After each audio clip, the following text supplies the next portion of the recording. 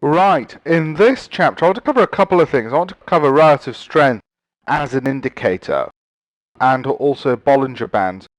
Now with relative strength, this is more, again, getting into discretionary trade management and a bit of idea generation.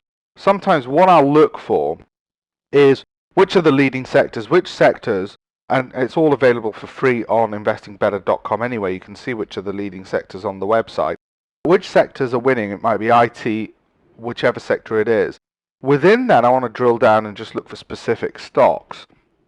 So I'm looking for sectors which have relative strength and then individual stocks. And what I'm looking for with the individual stocks is I'm looking for some evidence of a high volume move out of a trading range. In other words, been going around and then we've got breakouts. So it's still looking for a breakout based on some high volume, because that'll give me an idea that I'm at my point X and that we're going to continue higher.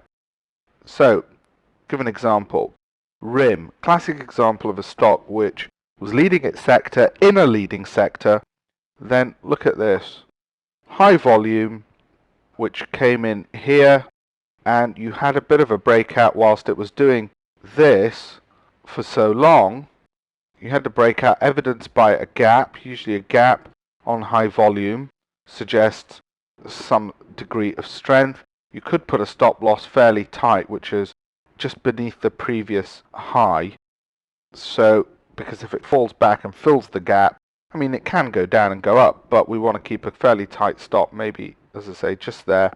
But you've got this, you've got the volume, bit of a breakout off it in a stock which was a leader in a leading sector. So the sector was winning, the stock has been winning, and it pushes out on high volume. It suggests to us we're going to go up. Now, chances are with something like this, you're going to put your initial profit target maybe there, and you might think not too great a reward given where our stop loss is, which is there, and given that our entry is only about here, we might think our risk reward is just not worth it for the trade. And in those circumstances, what you can do if you still want to do the trade is you don't enter the full position, maybe you enter half a position, wait for it to get to this level here where it's broken out through there, and then enter the full position for the remainder in any event. So you've got some evidence of the move. If you do look at the MACD, etc., then you've got, again, further evidence that this breakout indeed was worthwhile, and that further evidence comes from the fact that the MACD is rising sharply, even though the stochastic is already overbought. And similarly, if you wanted evidence that it's likely to break through, though not confirmed, this level here, that most recent high being a resistance, then you had it to some extent from the sharp moves upwards in the MACD, which suggested that it's going to have sufficient momentum to break through and not just hit that point and then turn back down again. So that's more the relative strength one, and it's more for an idea generation. I'd look at the news, see, yes, the news looks good as well, the MACD and stochastic looks good, this is one I like. Bollinger Bands in swing trading I want to enter into. Now, I would not use this by itself as a method. I use it more as something which is going to give me added on to, say, the MACD, the other indicators.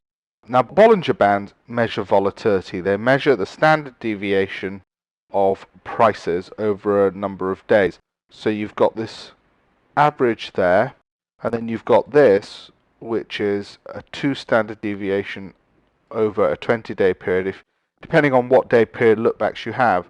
In other words, that is the average by which the price would vary if it went out by 2 standard deviations. Now, why is that important? Why am I talking such jargon?